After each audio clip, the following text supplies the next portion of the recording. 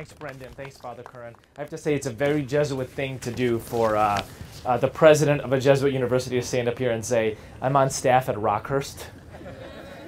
I will not forget you. I will not forget finding the Kansas Speedway.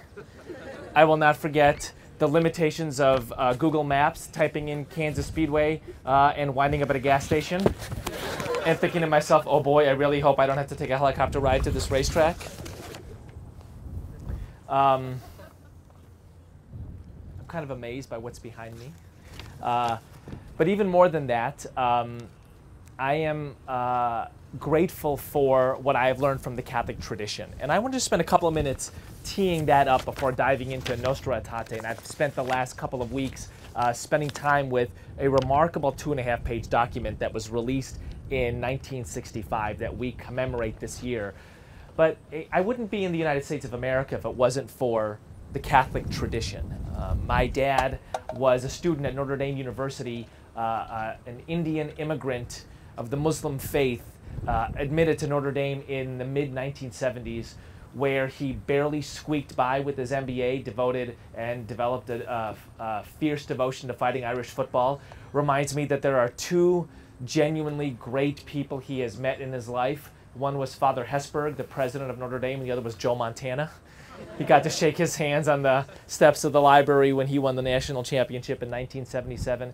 But when I was a kid, my dad would take me on I-90 out of Chicago to South Bend in the fall, and we go to Fighting Irish football games. And the first stop would always be the Grotto, which is the shrine to the Virgin Mary on the campus of Notre Dame. And maybe I was, 10 or 11 years old when I got a little bit mouthy, and I'm like, Dad, what are we doing here? Aren't we Muslim? I'm pointing to all of these icons of Mary, and Muslims, Muslims don't really do icons, right?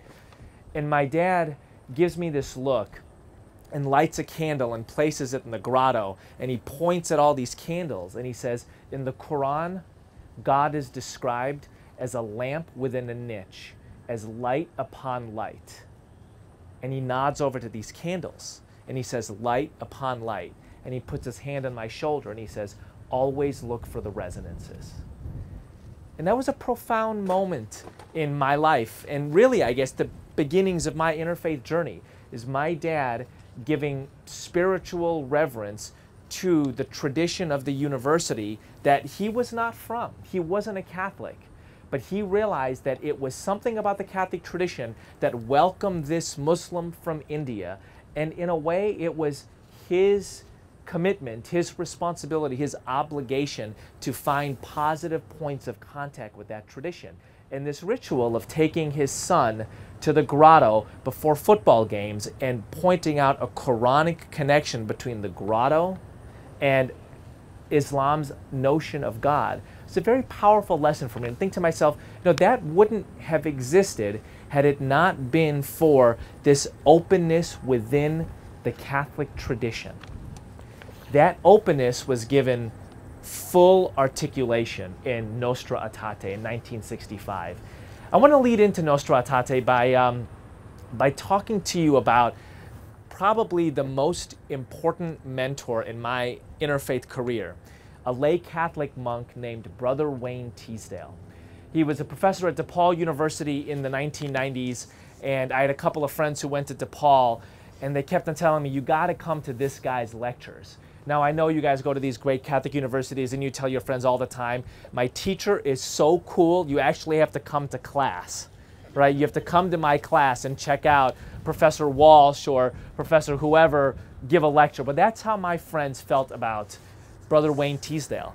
And so I finally went, and I literally saw him teach a class, and it was like watching this intersection of the mad scientist from the Back to the Future movies and St. Francis of Assisi. He spoke completely off the top of his head for 90 minutes, this ethereal, what he called interspiritual dialogue. He would stop every few minutes and call on a student in this gentle Socratic way. And what he was doing was building what Muslims call, what Sufi Muslims call Sobeh, which is this cosmic discourse between cosmic sisters, brothers, and cousins. And he was doing this in class. And afterwards, my friends Kevin Koval and Jennifer Zlato introduced me to Brother Wayne, and I felt like this man was peering into my soul. he took 5 minutes to do this kind of darshan with me, the Hindu notion of witnessing, right? And then he said, I can tell you are a very spiritual person.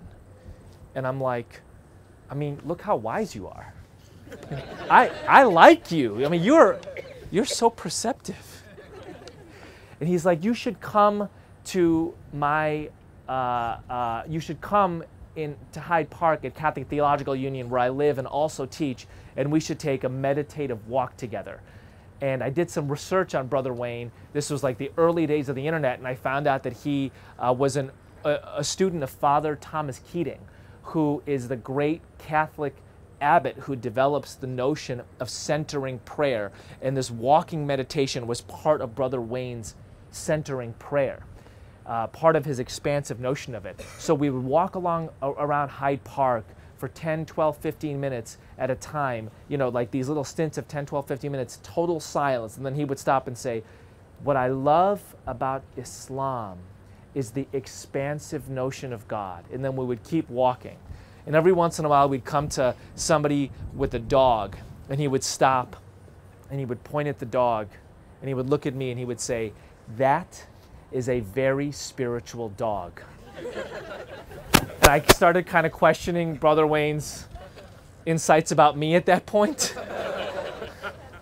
But I was fascinated by this man who had taken vows in the Catholic tradition, right? Vows of chastity, poverty, and obedience, and who had these deep insights into other traditions, who would stop and do darshan with creatures of all walks of life, who would speak ethereally in this way that I understood as Sufi in nature.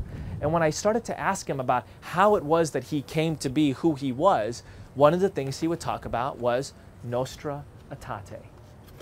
Nostra Aetate is released when Brother Wayne is 30 years old, and he talked about it as an articulation of what he had long felt in his bones, right? So the Catholic Church, the church that he grew up in, that he had committed his life to, was giving full utterance to something that he kind of felt deeply in who he was. So what was that full utterance? What's the nature of it? As I said, Nostra Aetate is all of 2.5 pages long. There are people who spend their entire scholarly careers tracing back lines to various histories in the Catholic and Christian traditions.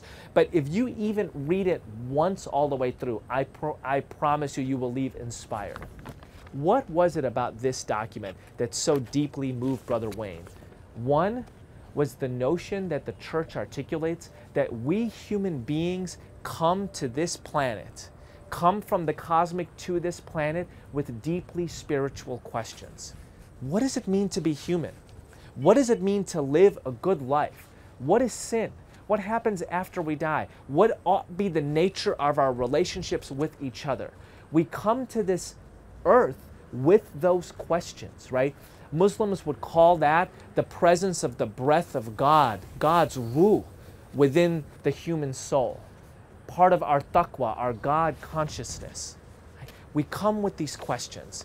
And then the document says, various religions have emerged that have sought to answer these questions. And Nostra Aetate goes through 5 different religions. It begins with Hinduism, and it says of Hinduism, through an abundance of myth and searching philosophical inquiry, Hinduism seeks to address these cosmic questions at the heart of the human condition. It goes to Buddhism, and it says of Buddhism that Buddhists seek supreme illumination, and they do it through dignified and disciplined conduct. Third, it goes to Islam. And reading what it says about Islam is so moving to me, right? It says these Muslims, they adore the one God who they view as merciful and all-powerful. They also honor the Virgin Mary. We Muslims, in the Quranic passages over and over again is affirmed the notion of the virginity of Mary. Through prayer, through fasting, through almsgiving, Muslims seek to approach God. Fourth, I was wrong. There are 4 traditions it goes through. Fourth, Judaism. And of course, the Catholic Church has had a mixed history with the Jewish people. And in so many ways, in Nostra Aetate, it is clear and loving. It speaks of the Jewish people as having an ancient covenant. It speaks of the power of Abraham in the Catholic and Jewish traditions.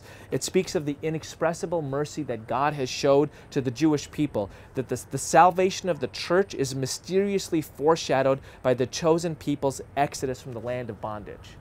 So why was this powerful for Brother Wayne? Because Nostra Aetate was not simply a standard statement, be nice to people from other religions. It goes through these traditions, tradition by tradition. It articulates something that it finds beautiful and dignified, something specific and unique to each of those traditions. This begins a major part of Brother Wayne's journey. He knows that he's going to be a Catholic monk, but one of the things that Nostra Aetate inspires in him is that he actually wants to develop a deep devotion to Hinduism as well. He goes to India and spends years with the great Benedictine monk B. Griffiths at an ashram called Shantivanam, and he winds up taking vows in the Hindu tradition as well. Vows that in a ceremony in Chicago in the 1990s, Cardinal George celebrates. I find this so beautiful, the notion that cardinals are called princes of the church, right? Is my Catholic knowledge correct on that? That this prince of the church would have a special ceremony for this lay Catholic monk who had taken vows in two traditions. And it was Nostra Aetate's walking through what was unique and beautiful about all of these traditions that inspires Brother Wayne to do this. What else did he find powerful about this document? One is that Brother Wayne was never afraid to tell me that he saw the fullness of God's truth in the Catholic Church. And for me, as a Muslim, I never viewed that as suggesting that I did not see the fullness in the Muslim tradition. In fact, I viewed that as liberating, that Brother Wayne's claim that there was fullness of truth in the Catholic tradition allowed me to say, I understand that. And I see the fullness of truth and mercy in the Muslim tradition. And our little triumvirate was made up of my Jewish friend Kevin Koval. And Kevin would say, and I see the fullness of the truth in the Jewish tradition. And that's reflected very deeply in this document. So Nostra Aetate, about a third of the way through, says, the Catholic Church regards with sincere reverence those ways of conduct and of life, those precepts and teachings which, though differing in many aspects from the ones she holds and sets forth, nonetheless often reflect a ray of that truth which enlightens all men. She sees the fullness of religious life in Christ, which reconciles all things. So what's happening here? There is a sense that my commitment to my tradition is total. And I see beauty and dignity and truth and holiness and goodness in your tradition as well. That began at the early age for me of 20 or 21 years old when I first met and started spending time with Brother Wayne, that began to format how I viewed interfaith cooperation, right? Is a deep commitment to one's own tradition. And because of that commitment, because one has seen, if you will, the sun in that tradition, one can discern the rays of light that are truth and goodness and holiness in other traditions. A couple of other things I want to point out that Brother Wayne absorbs from this document. That cooperation between people from different backgrounds is a central part of holiness. Nostra Aetate begins and ends with that. I love actually, especially the ending of it. We cannot truly call on God, the Father of all, if we refuse to treat in a brotherly way any man, I would say human, created as he or she is in the image of God. Humankind's relationship to God the Father and humankind's relationship to men as brothers and women as sisters are so linked together that Scripture says, he who does not love does not know God. Brother Wayne walked me through his interpretation of the cross, that there is the vertical axis which connects humankind to the divine, to God, and there is the horizontal axis that connects humankind to one another in brotherly, sisterly love and commitment and cooperation. And at the intersection is the fullness of religious life. That is what the cross is, he would say to me. And I found that so moving, and hearing him say that about the Catholic tradition made me think about what is it in the Muslim tradition where I see that same intersection. Brother Wayne, for me, was the walking embodiment of Nostra Aetate. I think to myself, I was so stunningly lucky to find a Catholic lay monk mentor who let me follow him around for years and years and would basically whisper to me what you could call interpretations of Nostra Aetate. I didn't know it at the time, but that's what I realize now he was doing. He was interpreting Nostra Aetate in the way he walked, in the way he talked, in the way that he dealt with people, in the way that he dealt with me. And I want to walk through a couple of parts of this in particular. Number one, I want to walk through the part that is his own commitment to tradition, right? A big part of Nostra Aetate is saying this is not a detached philosophical view of humankind as brothers and sisters. This is theology. This is the teaching of the Catholic Church. This is what it means to be Christian on planet Earth. And that commitment that Brother Wayne had to the notion that he, at the end of the day, had given his vows to the Catholic Church and was seeking to live out a dimension of its teaching in the way that he learned about other religions and loved people from other faiths was such a powerful lesson to me in Islam. I went back over and over again and I thought to myself, Brother Wayne has developed a theology of interfaith cooperation from the Catholic tradition. A big part of that is Nostra Aetate. But Brother Wayne knew so much more. He would tell me, did you know, Eboo, that 800 years before Nostra Aetate, 700 years before Nostra Aetate, in the year 1219, a young man named Saint Francis from the small village of Assisi crossed the Mediterranean and met with the Sultan Malik, the Sultan of the armies that his own people were in battle with, and they talked not war but prayer. He said that predates Nostra Aetate by 700 years. We Catholics have a long history of interfaith cooperation. Nostra Aetate is only the current, most complete articulation of it. And I would think to myself, I want to find that history in Islam. And I would go back to the Quran, I would go back to the Sunnah, I would go back to the sayings of the Shia Imams. I'm a Shia Muslim. I would go back to the great stories in Islam and I would say, if Brother Wayne has a theology of interfaith cooperation from Catholicism, I want to develop that same thing in Islam. I learned one of the most powerful things in my learning about Islam is that the first person to recognize the prophethood of Muhammad was a man named Waraka, a man who the sources tell us was learned in the scriptures. What does it mean to be learned in the scriptures in the sands of the western half of the Arabian Peninsula in the year 632? Waraka was a monk, was a Catholic monk.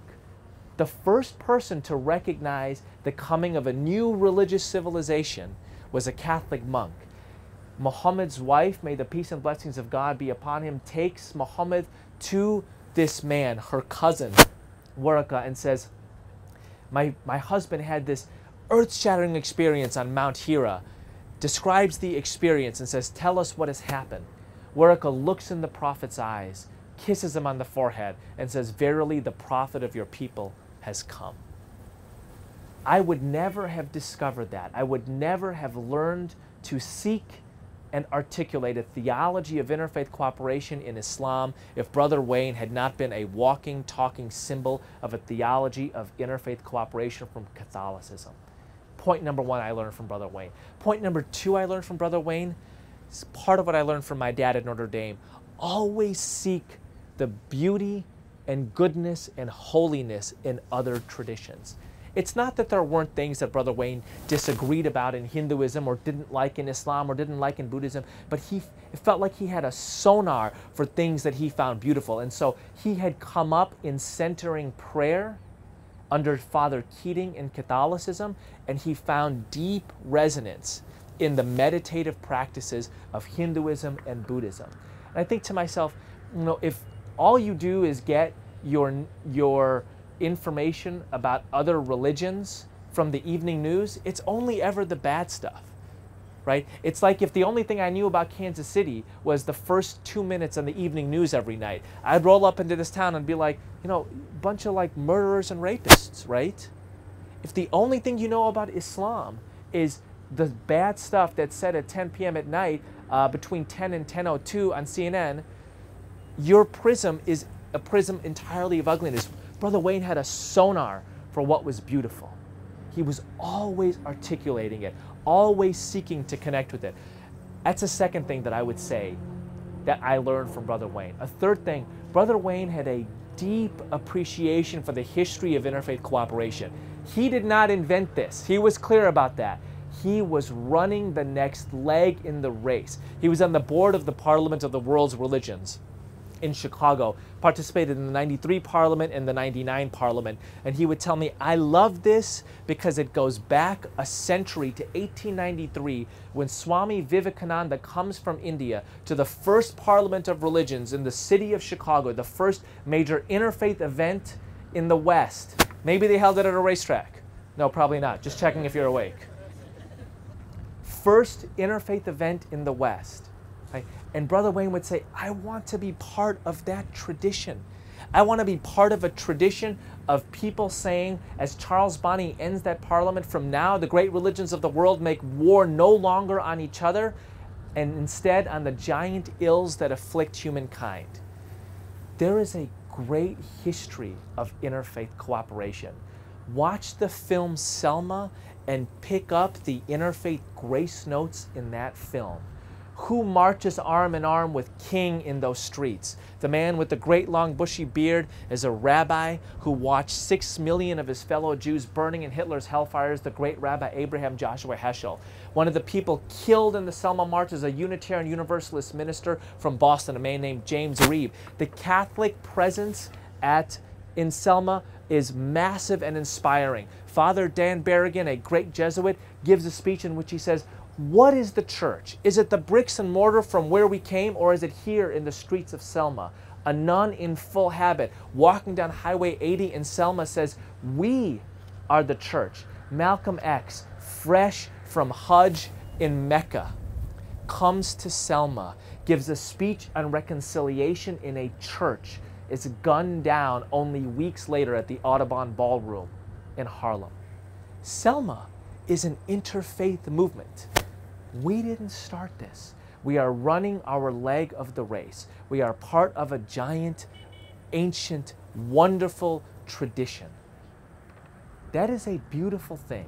It's like the wind at our backs. And Brother Wayne had a deep appreciation for that. The final thing I learned from Brother Wayne is identify shared values and be generous and clear about your own approach to that value. So he had a close friendship with His Holiness the Dalai Lama. The two of them would dialogue together. The two of them would meditate together. The two of them had identified that the deep connection between Buddhism and Catholicism was compassion. And they would talk about how you come to compassion. And the Dalai Lama would talk about the importance of karma, the importance of stillness, the importance of the Buddhist way, the Eightfold Path, the Four Noble Truths. Brother Wayne would talk about Jesus. It was an area in which he and the Dalai Lama disagreed.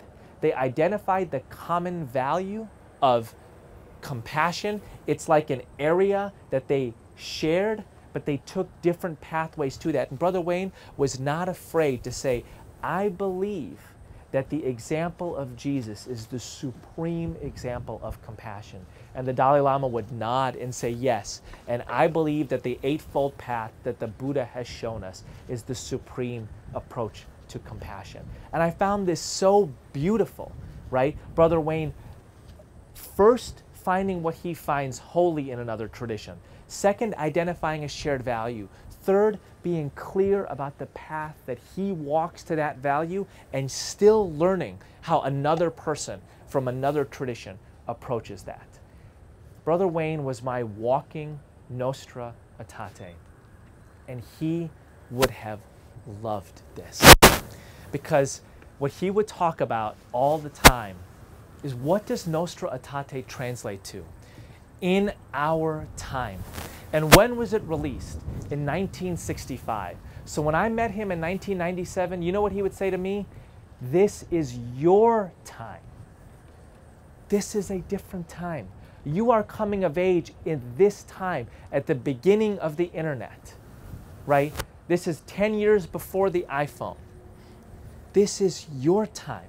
What is interfaith cooperation going to look like in your time? He would take me to these speeches that he did at the Jain Temple in Bartlett, Illinois, and he would get up and he would do his like 45 minutes of ethereal sobe off the top of his head about the connections between Catholicism and Jainism. And I'm like, how does one person cram all that knowledge in his head? And then he would call me on stage and he would whisper in my ear, tell him about the Interfaith Youth Movement. And I'm like, there's no Interfaith Youth Movement. He's like, well, tell him your dream for it. And I'm walking to the microphone, I'm like, I don't really think I have a dream for this movement, but I have about 6 seconds to whip one up. And so that's what I did. Right? I would, like, in my mind, I would say, what does it look like for young people from different religious backgrounds to engage each other in ways defined by bridges? And I thought to myself, that's exactly who Brother Wayne was 30 years ago, right? This young Catholic who is astounded by Nostra Aetate and goes to find the other half of his soul with Father B. Griffiths in India. And he's thinking, that was my time. This is your time. What are you going to do in your time?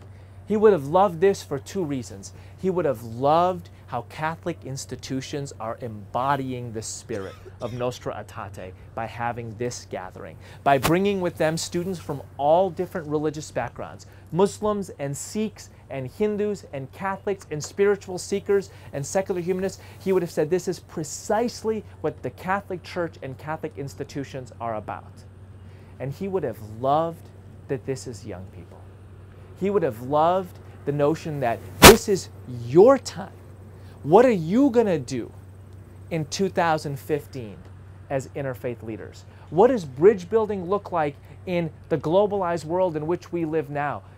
The document Nostra Aetate starts by saying, in a world that is coming closer together, the church feels called to articulate its commitment to the brotherhood of all people.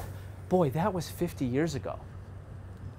One wonders what the cardinals and the Pope who hosted Vatican II would think about the way the world has come together now. That's what today is about. Today is about you reflecting on your spiritual journey that brings you to this place and asking the question, what does it mean to be an interfaith leader at Avila, at Rockhurst, in Kansas City today, in 2015? What does it mean to be the walking spirit and embodiment of Nostra Aetate 50 years later, when Pope Francis is coming to the United States of America and has very much embodied this in everything from washing the feet of Muslims to shrugging and saying, who am I to judge? Right? What does it mean to be an interfaith leader today? What does it mean to continue the tradition from the beginning, from Prophet Adam through the patriarch Abraham, through Jesus and Dorothy Day and Mother Teresa and St. Francis and Pope Francis and Brother Wayne Teasdale, to the interfaith leaders that stand before us today?